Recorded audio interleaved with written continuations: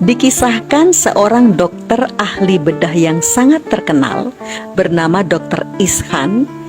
Beliau berencana akan menghadiri seminar dunia dalam bidang kedokteran yang akan membahas tentang penemuan terbesarnya di bidang kedokteran.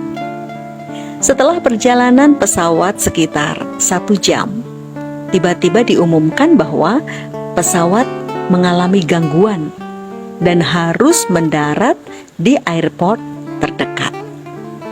Setelah mendarat, beliau mendatangi bagian informasi bandara. Saya ini dokter spesialis. Tiap menit nyawa manusia bergantung ke saya.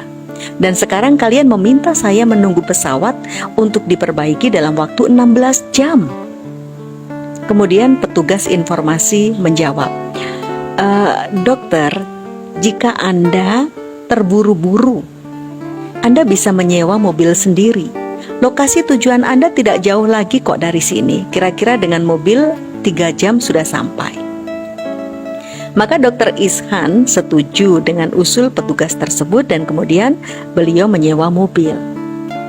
Tapi baru berjalan 5 menit, tiba-tiba cuaca mendung, disusul dengan hujan besar yang disertai petir badai, sehingga mengakibatkan jarak pandang sangat pendek.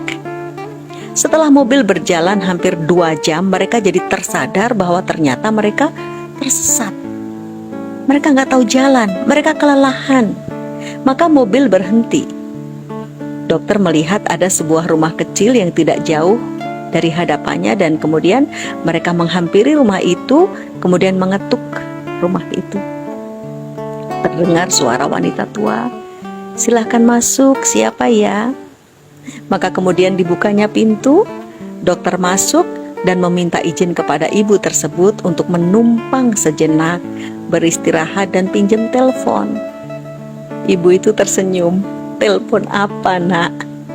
Apa Anda tidak sadar Anda itu ada di mana? Di sini tidak ada listrik, tidak ada telepon. Tapi masuk aja, masuk. Ayo duduk istirahat. Sebentar ya, saya buatkan teh dan sedikit makanan untuk menyegarkan dan mengembalikan kekuatan Anda." Dr. Ishan mengucapkan terima kasih kepada ibu itu lalu memakan hidangan. Ibu tua itu kemudian melaksanakan sholat dan berdoa. Usai sholat, perlahan-lahan ia mendekati seorang anak kecil yang terbaring tidak berdaya di atas kasur di dekat tempat ia sholat. Ia terlihat gelisah. Setelah menengok anak kecil tersebut, ibu tua itu kembali melanjutkan sholatnya dan berdoa dengan panjang. Usai sholat dan berdoa, Dr. Ishan mendatangi ibu itu dan berkata, "Demi Allah, Anda telah membuat saya kagum dengan keramahan Anda dan kemuliaan akhlak Anda. Semoga Allah menjawab doa-doa Anda." Ibu itu menjawab, "Nak, Anda Ibnu Sabil dan Allah telah mewasiatkan agar membantu Ibnu Sabil. Doa-doa saya sudah terjawab hampir semuanya, hanya satu doa yang belum." "Doa apa itu, Bu?" tanya Dr. Ishan. Anak ini adalah cucu saya.